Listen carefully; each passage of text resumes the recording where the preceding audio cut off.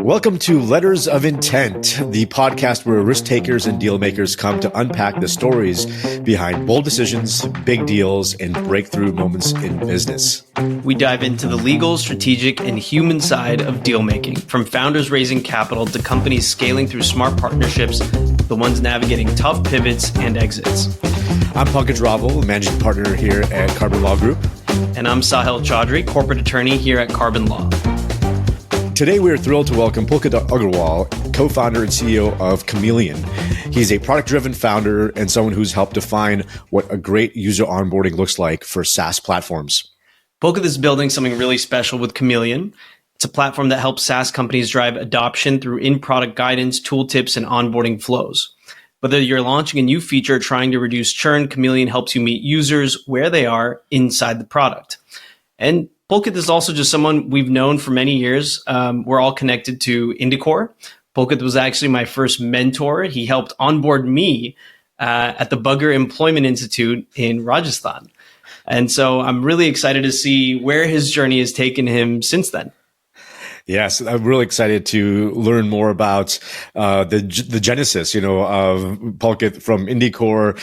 That's how we met, all the way to what these startups and these companies that he's founded today, and his travels in between.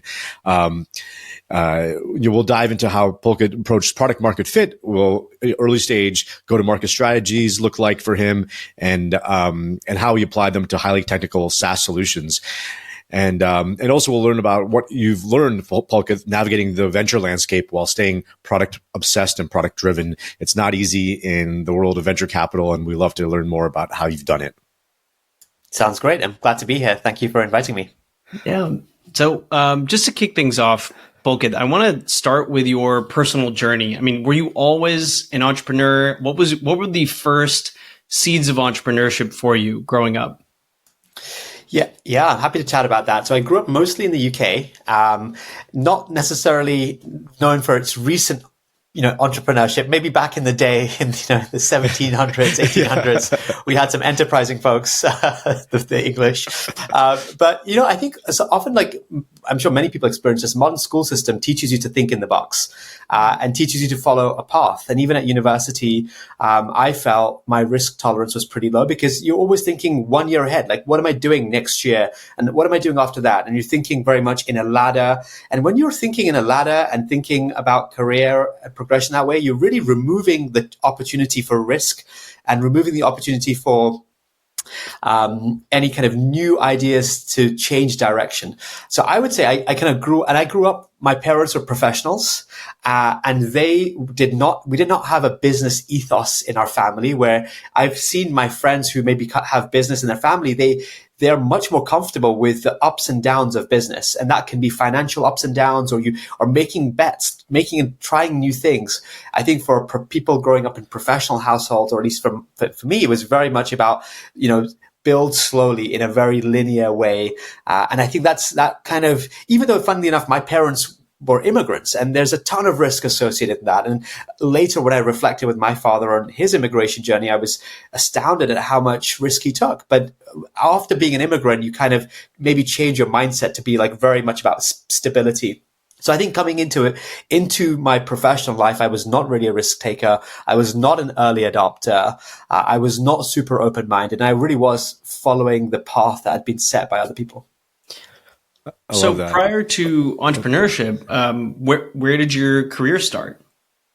So I studied chemical engineering at university, and the natural way, that really had two paths. One was being a chemical engineer, or the other path was going into corporate.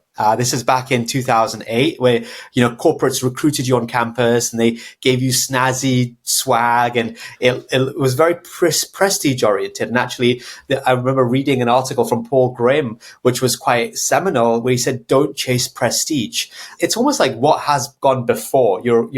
It's the brand that from someone who did something way back, said, do your own thing. So I went into management consulting, company called Booz Allen Hamilton, where again, there's not that much risk in being a management consultant. You learn from existing best practices. Like whenever we did a project, it was always, let's look at what someone else did in a similar situation for some other client and let's tweak it.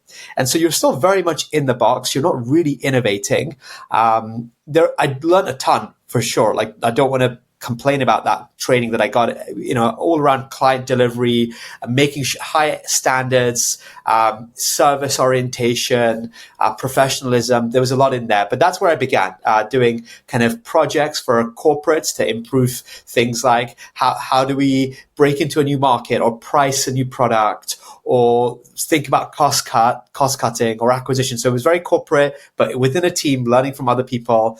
And the next evolution of my journey would have been, again, following the path, MBA, going to business school. And I was, went through that process. But that's where really the seam started to come apart, because I did not get into my top two schools.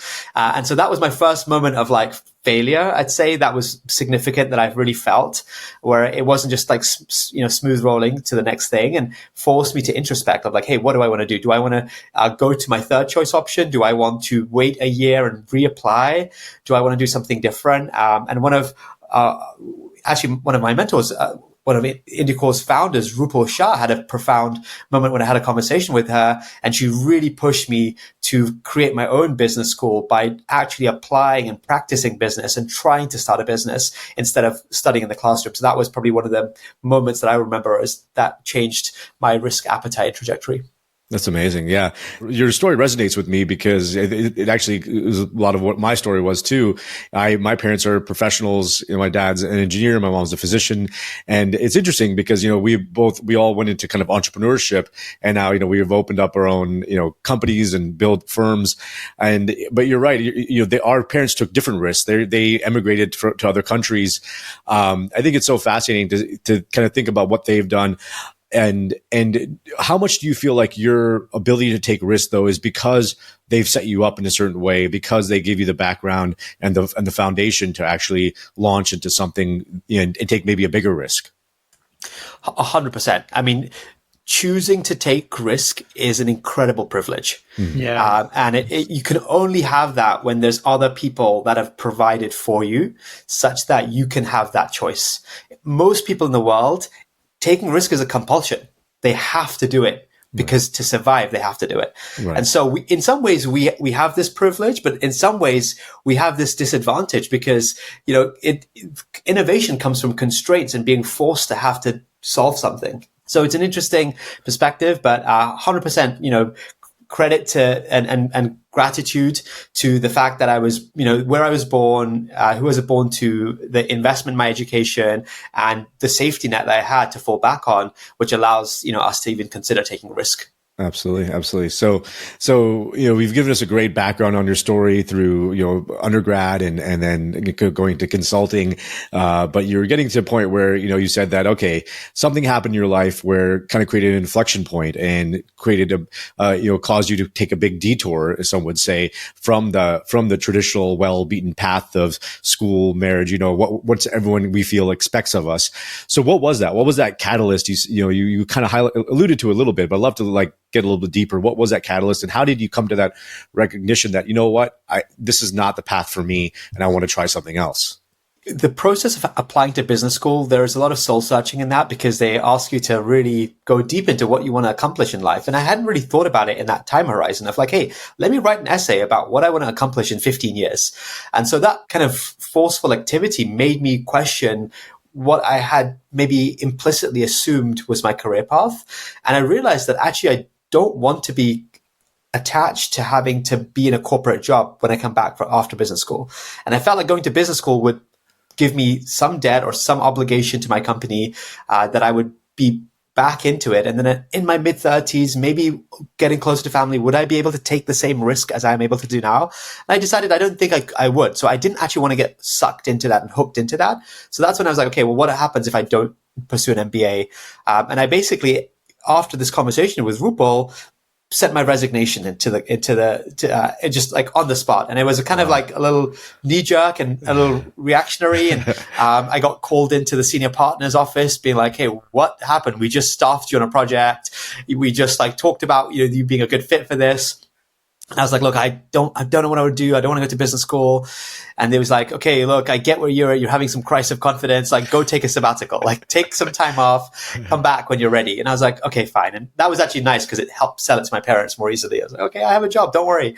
But the first thing is to create space. So at that moment, I had nothing to do. After I finished the project, I was like off. And so then I gave my time to explore interests. I went to talks, I listened to lectures, I read books, I learned on the internet, I took courses. And so, I got some of this, like the itch out of the system. And then when then you're still back to a blank slate, then it really pushes you like, okay, now what? What do I do? Where do I go? And so I think it's really valuable for us, anyone at these changes of, lifestyle moments journey moments where you might be changing your journey. For example, a professional career switch or something has changed. I think it's really important to empty your cup so you can receive tea.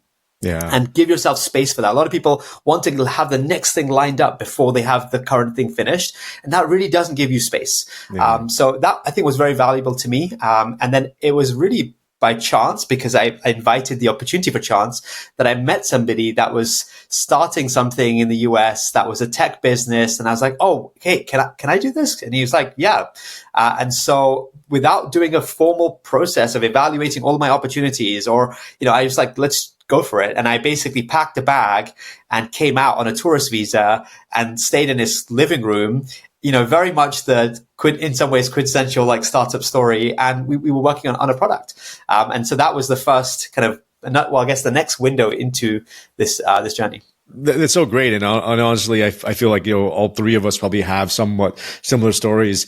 I just think about, when you kind of take these jumps into the unknown, right? Uncertainty where, you have this kind of clear path, but yet you have this uncertain path, but, something compels you to take that other path. That's happening with me. For me, I kind of like you, I deferred my admission to law school a year so I could do IndieCore, because at least, I could sell it to my parents like you, it's funny that we all kind of still want to make sure that, we don't lose all confidence, from the people around us. So, it's a good way to sell it. So maybe, for people who are listening, that's something to think about is when you kind of think about stepping into the unknown, is there something else you can come back to? Is there some way you can say, okay, well, I have this other thing if maybe things don't work out. But I know a lot of, my family are like, well, why don't you just get a job? Why don't people get married? All these things, and I'm like, that was not the path for me. So yeah, I love that story. It's a double-edged sword, I think, having a plan B. Yeah. I think plan B can be helpful, but it can also hold you back. Yeah. So I think I'd encourage everyone to think about how much do you need a plan B? Because if you don't need a plan B, then plan A has to work, or you will find some version of plan A that will work. Sahil, did you have a plan B when you applied for IndieCore? I guess I did, because I deferred law school for a year to do IndieCore. Okay, same with me. Okay, yeah.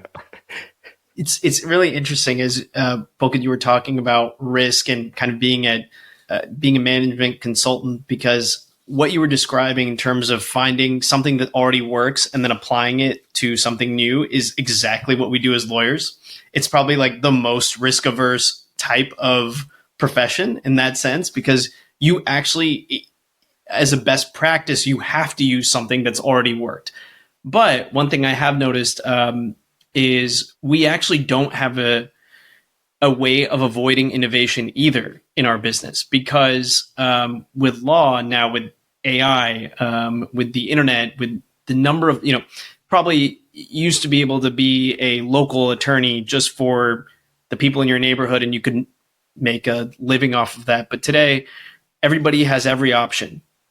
I mean, even us doing this podcast is a way for us to connect with a community and reach out and let people know who we are. And that's a form of innovation that I don't think I would have expected we would have needed to use as an attorney.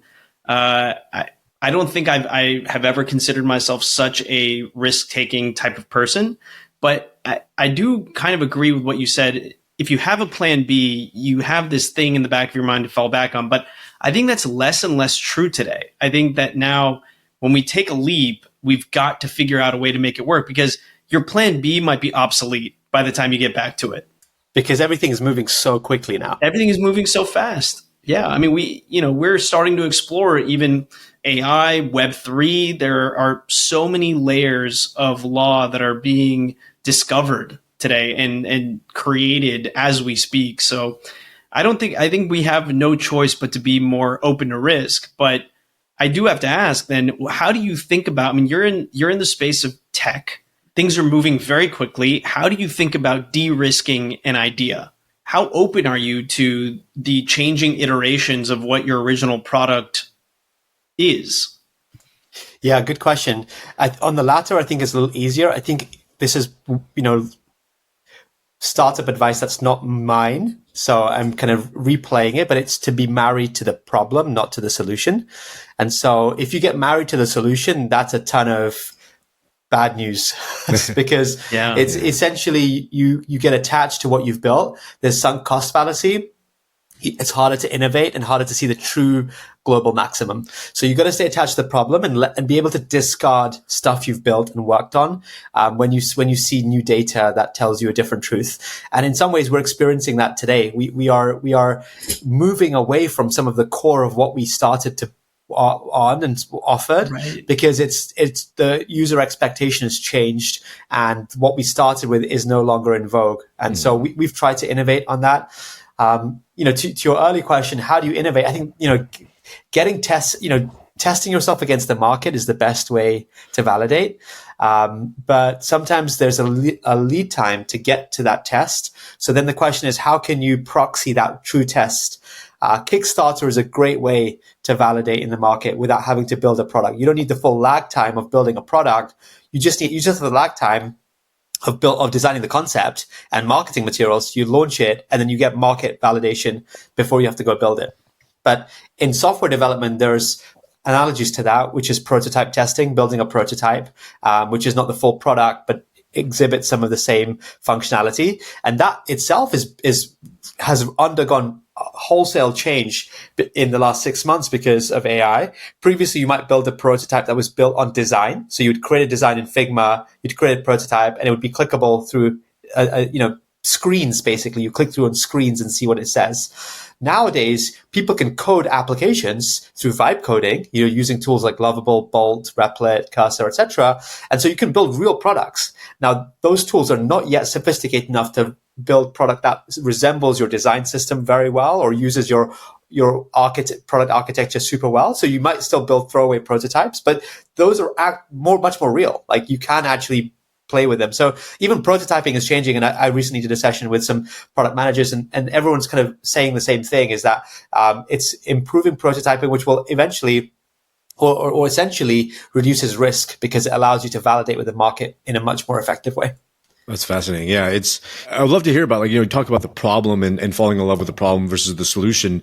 Can you give us an example of with some of your companies that you've built? What was the problem that you were trying to solve, and how did that problem, or how did your solutions change based on the evolving market?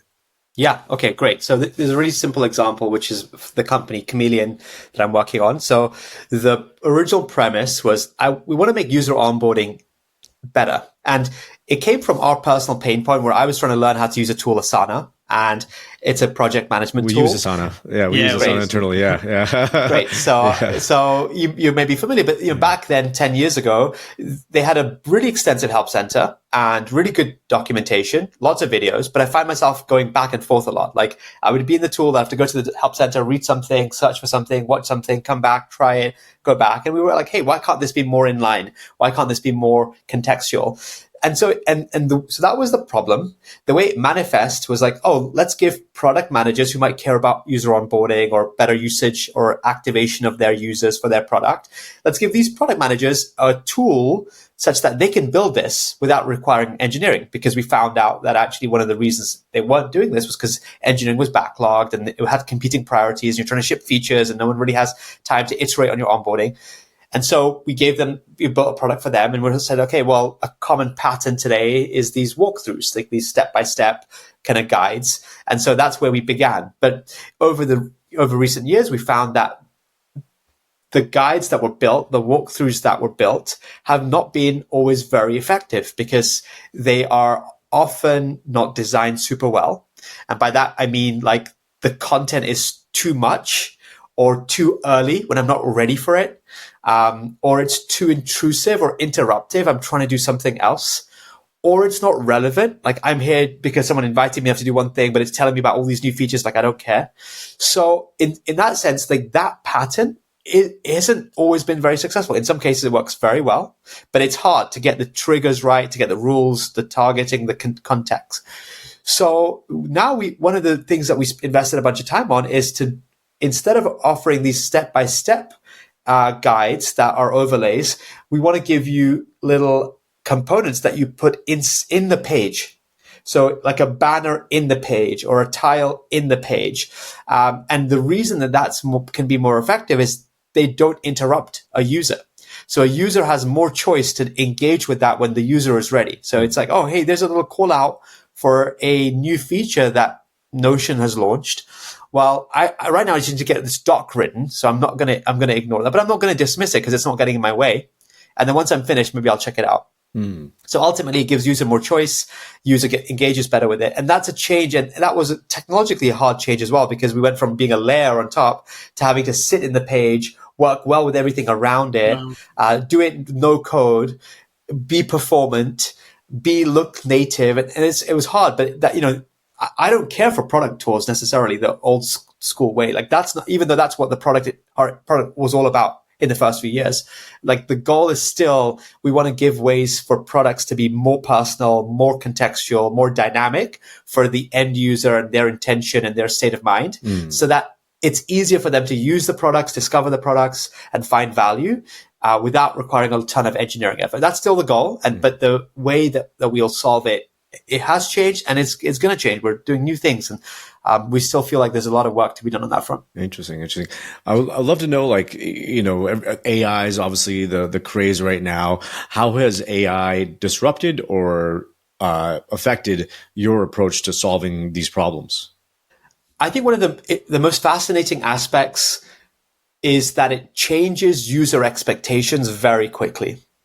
The scale of adoption of AI has been faster than any technology ever before. So whether that's physical technology like telephones, mobile phones, or any other software, whether it's Google for search or anything that you've come up with, it's faster than anything ever before. And so what that means is that the pace of change of user expectation is incredible. Now, pretty much everyone expects to have a conversation or have some kind of chat.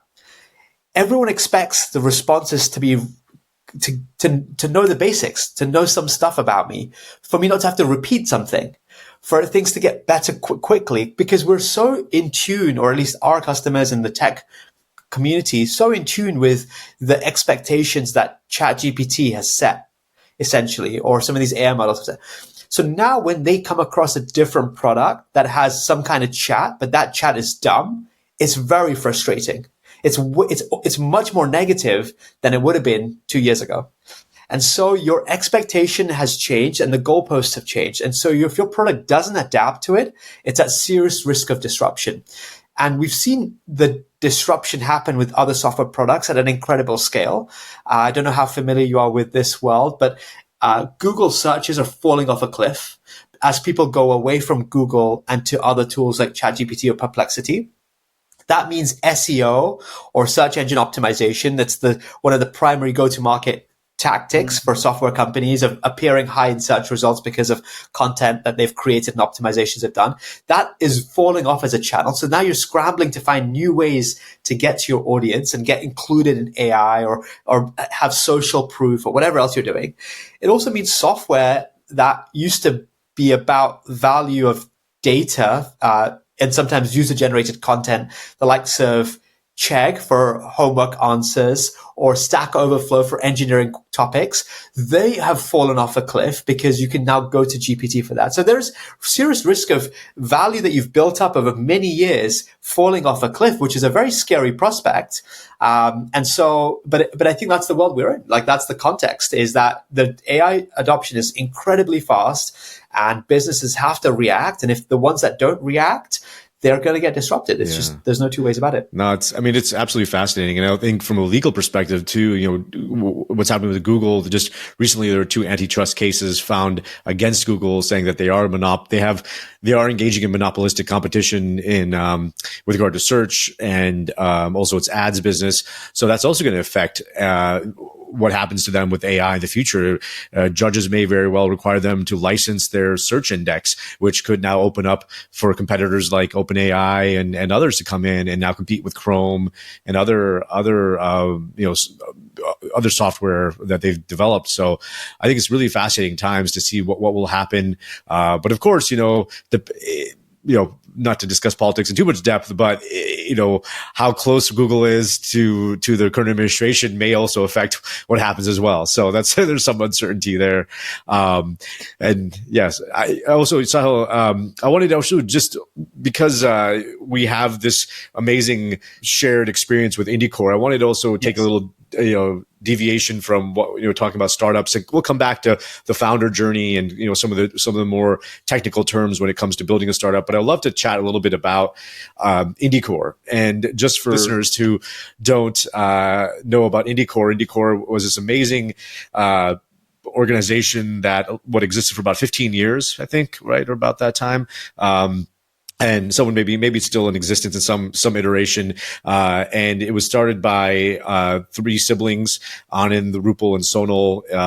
And it was for bringing second generation Indians back to India to do volunteer work, to learn about themselves, to make an impact, and probably so much more. I'm sure you guys can add to more about what its ethos was, but it brought together some of the most interesting, fascinating people. The fact that we're still all in touch today is I think a testament to what is created, and everyone was there, from my perspective, really to make a difference, to selflessly give and learn and grow. And I thought it was such an amazing experience. I don't know, Pulkit, maybe you want to talk a little bit about your experience, or even Sahil too. I'd love to hear about yours. What was IndieCore to you guys?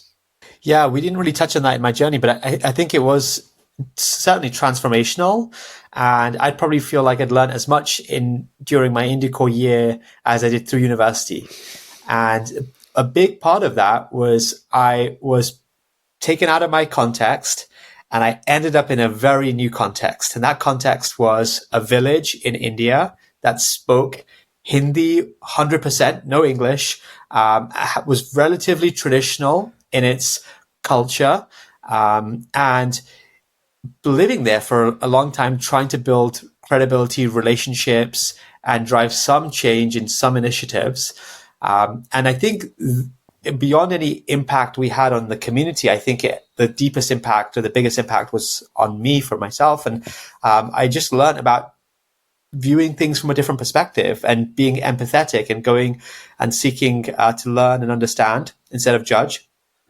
And also doing things in a new way and being okay with it. Yeah. And a couple of stories around that is, running water was at a premium. So being able to do a lot with very limited water, you showed you how much was possible and how people lived that way.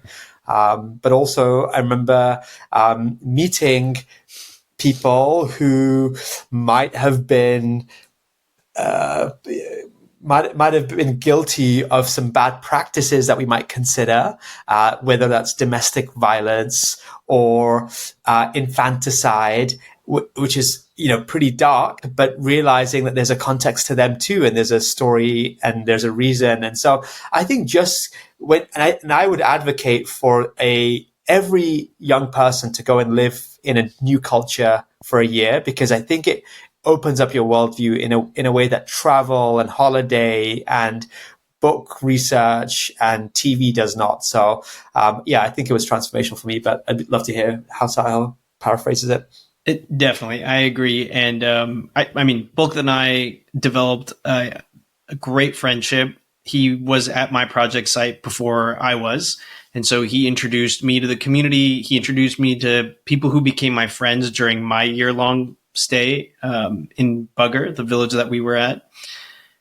I think that for me, it was very liberating for the same reason that Pulkit mentioned, which is that it takes you out of your context into a new context.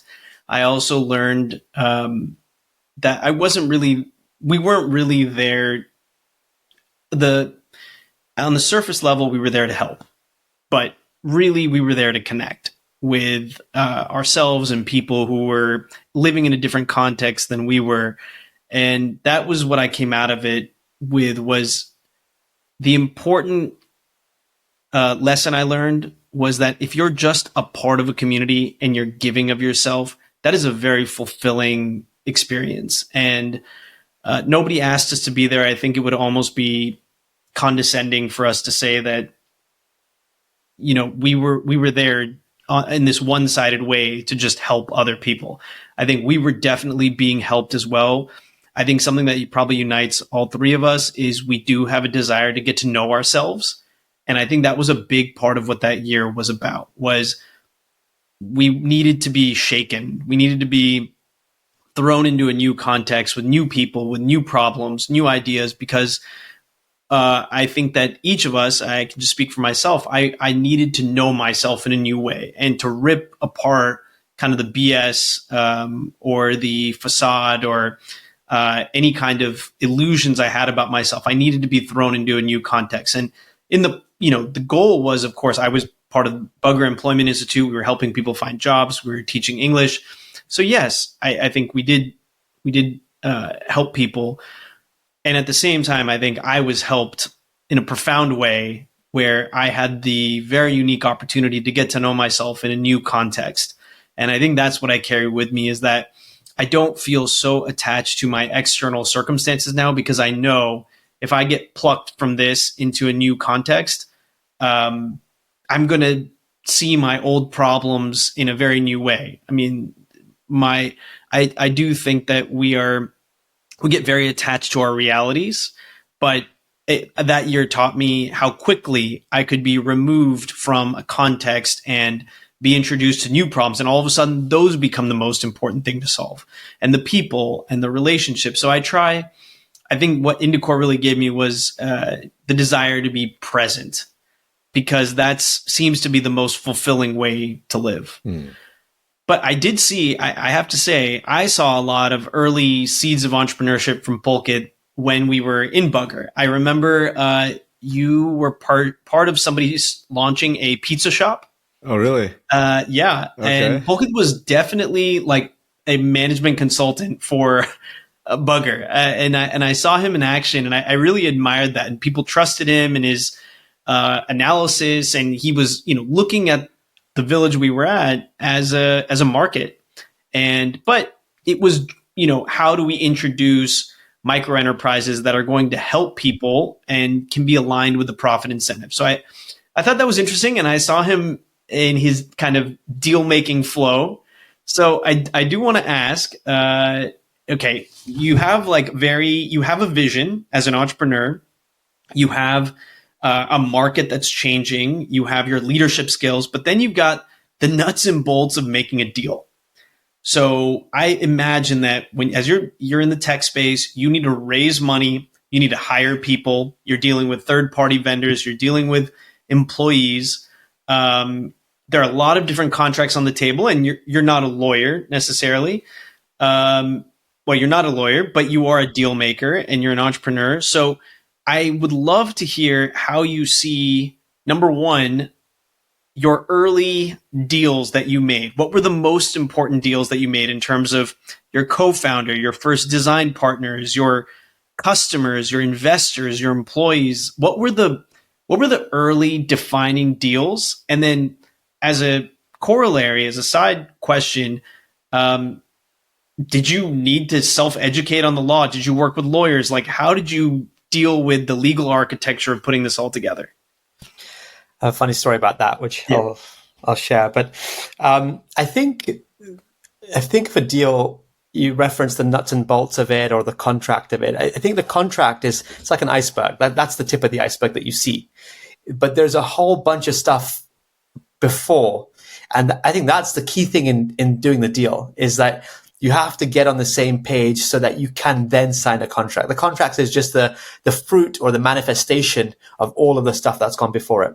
And I think founders, entrepreneurs, pioneers have to think of themselves as deal makers or salespeople, because you're selling all the time.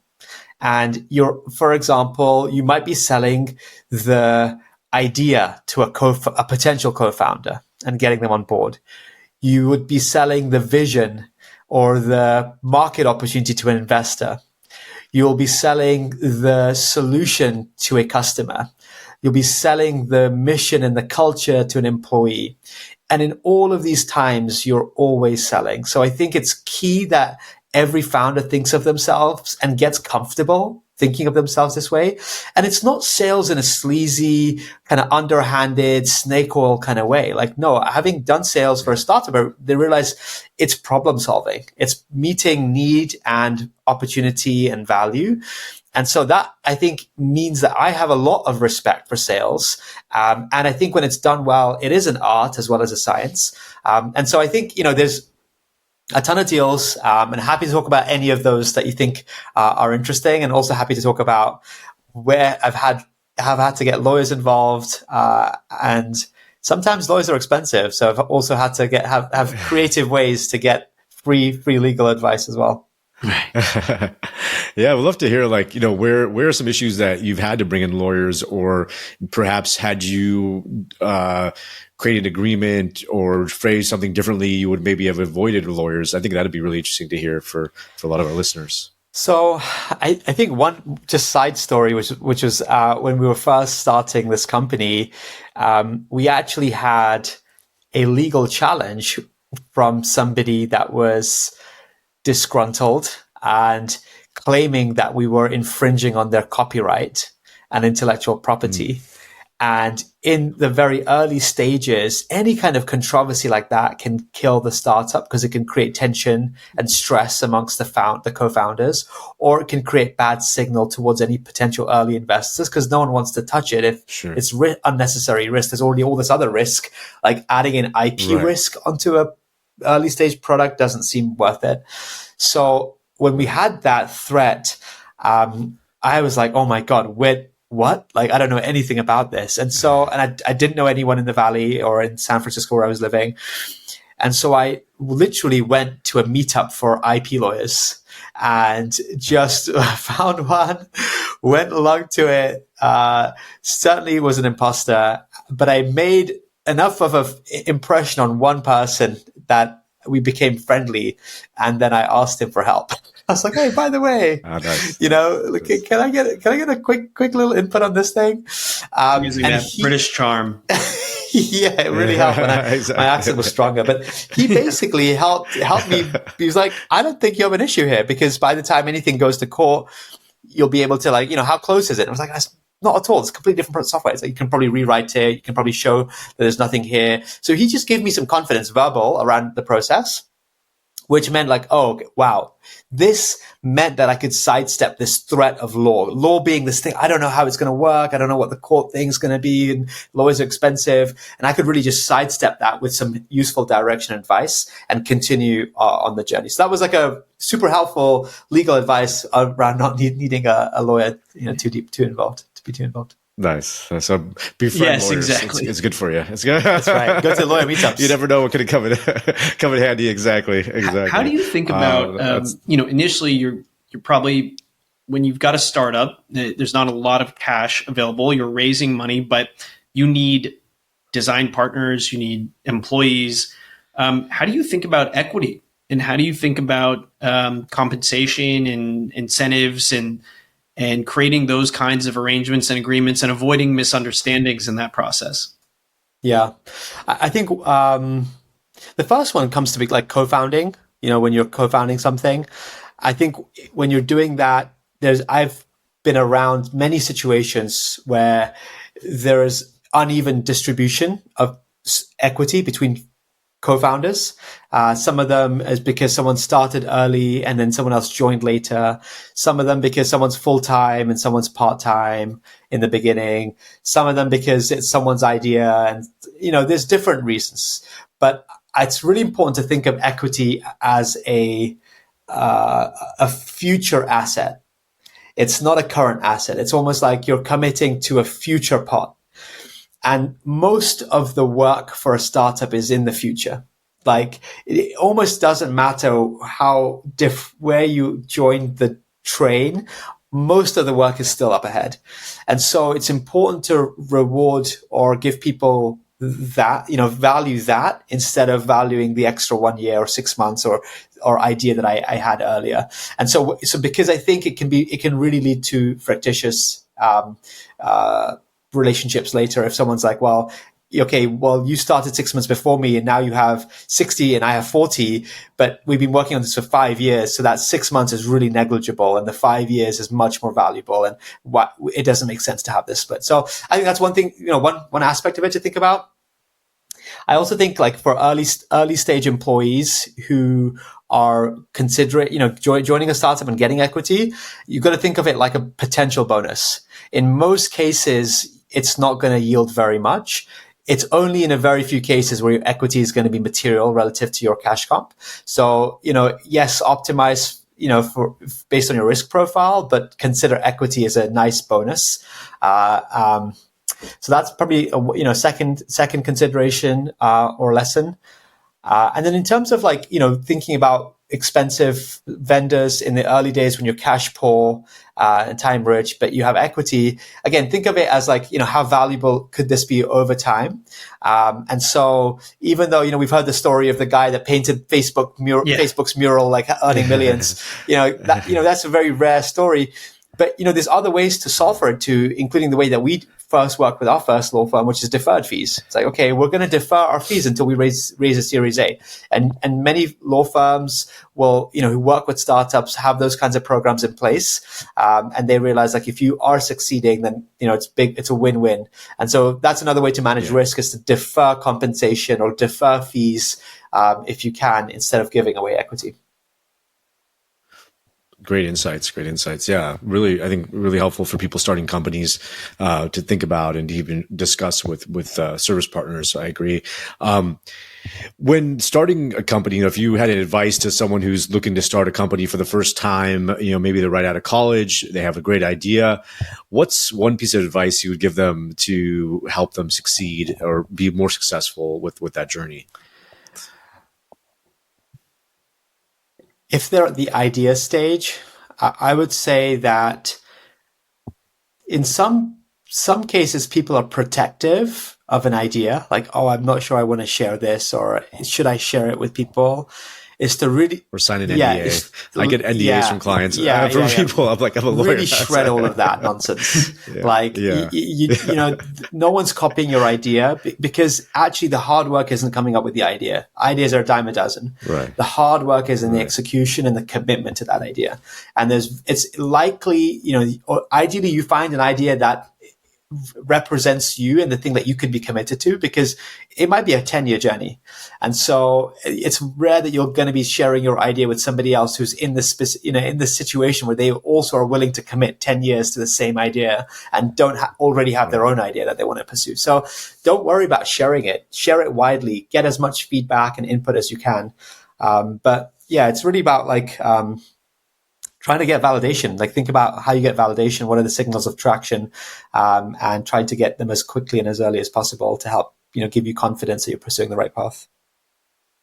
Yeah. And I would say, I guess maybe taking that one step further, because even what is validation? Because I find people say, oh, you can send out a survey and people say they're interested. Is that validation? My argument would be no, because people can say a lot of things, right, on a survey, but maybe, is it paying a little bit of money for something? I don't know. There's probably different ways to get validation. And I'm sure one could argue, there are different levels of validation, but how do you so just to ask, take that one step further, what is validation to you, and how do you know if an idea actually really does have teeth versus like, hey, my mom said it's a great idea, I should probably just move forward with this? I think here's a couple of simple questions that you can ask. You can still do surveys and you can still talk to people. You don't have to have them pay you as the only way to validate. You can ask them, would you pay for this? Or even better, how much would you pay for this? Helping them quantify it will be better, because then it's not just sure. It's like I have to think about what's the number here.